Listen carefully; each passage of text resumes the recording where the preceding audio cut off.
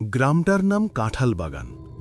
নদী ঘেঁষা ছোট একটা গ্রাম, চারপাশে কাশবন, পুরনো গাছ আর একটা পরিত্যক্ত মসজিদ, যেটাতে আজান পড়ে না প্রায় ১৫ বছর। গ্রামের মানুষ বলে, ওখানে মাগরিবের পর যাইস না, কিছু একটা আছে। আমি রাশেদ, ঢাকা থেকে গ্রামে এসেছি মামার জানাজায়। মামার বাড়ি ওই পরিত্যক্ত মসজিদের ঠিক পাশেই।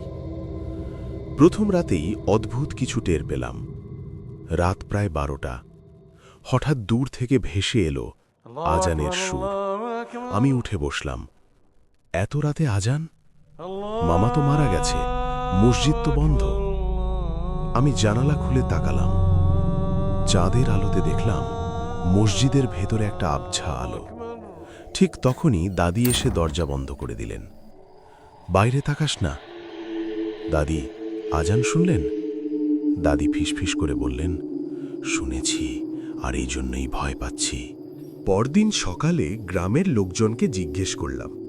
এক বৃদ্ধ বলল, ১৫ বছর আগে ওই মসজিদের ইমাম মাওলানা আজহার হঠাৎ উধাও হয়। শেষ আজানটা দিয়েছিল মাগরিবে, তারপর আর ফেরেনি। আরেকজন যোগ করল, ওই রাতে মসজিদে আগুন লাগার গন্ধ ছিল, কিন্তু আগুন দেখা যায়নি। সবচেয়ে ভয়ঙ্কর কথা বলল কবরস্থানের খাদেম। প্রতি বৃহস্পতিবার রাতে আজান শোনা যায়, কিন্তু কেউ আজানের শেষ পর্যন্ত থাকতে পারে না। আমি এসব বিশ্বাস করতাম না। কৌতূহল থেকেই সিদ্ধান্ত নিলাম, আজ রাতে মসজিদে যাব। রাত 11:৪৫। কাশবনের ভেতর দিয়ে হাঁটছি। চারদিকে ঝিঝি পোকার শব্দ। হঠাৎ সব চুপ। মসজিদের সামনে এসে দাঁড়ালাম। ঠিক তখন আল্লাহু আকবার, আজান শুরু হলো। ভেতরে ঢুকে দেখি মসজিদের মেঝেতে কালো পোড়া দাগ, দেয়ালে আরবি লেখা রক্তের মতো লাল, আর মেহরাবের সামনে দাঁড়িয়ে একজন মানুষ, সাদা পাঞ্জাবি, কিন্তু মুখ নেই। আমি চিৎকার করতে গিয়েও পারলাম না। সে আজান দিচ্ছিল, কিন্তু কণ্ঠটা যেন গলা থেকে না, কবরের ভেতর থেকে আসছে। আজানের মাঝখানে সে থেমে গেল। ধীরে ধীরে ঘুরে আমার দিকে তাকালো। কোনো চোখ নেই, কিন্তু আমি স্পষ্ট অনুভব করলাম সে আমাকেই দেখছে। হঠাৎ সে বলল, তুই কেন এসেছিস?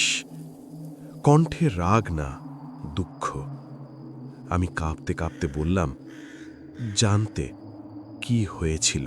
মসজিদের বাতাস ভারী হয়ে গেল। চারপাশে দৃশ্য বদলে গেল। আমি দেখলাম ১৫ বছর আগের রাত।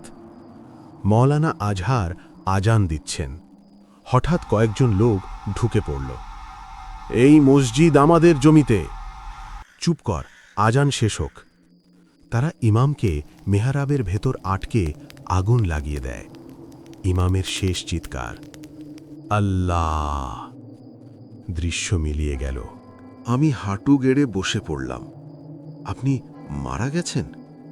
সে মাথা নেড়ে বলল, দেহ গেছে, আজান যায়নি। কেন আজও আজান দেন? কারণ আজান শেষ হয়নি।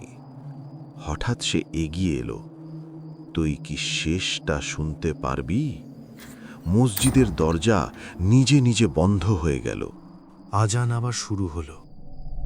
এবার শব্দ এত জোরে যে মাথা ফেটে যাবে মনে হচ্ছিল। হাইয়া আলাস সালাহ।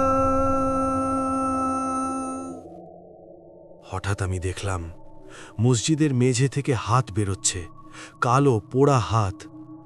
গ্রামের লোকেরা যারা আগুন লাগিয়েছিল সবাই এখন এখানে বন্দী, শেষ আজানের অপেক্ষায়। আমি চিৎকার করলাম, থামান, আর কত?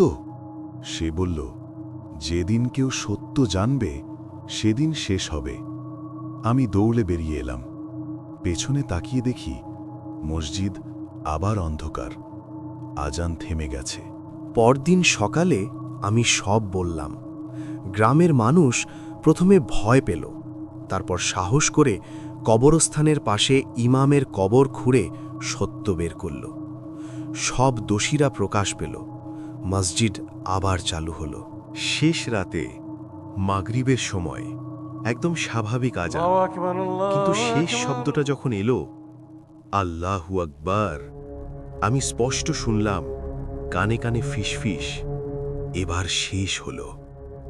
তারপর আর কোনো দিন কাঁঠাল বাগানে রাতে আজান শোনা যায়নি।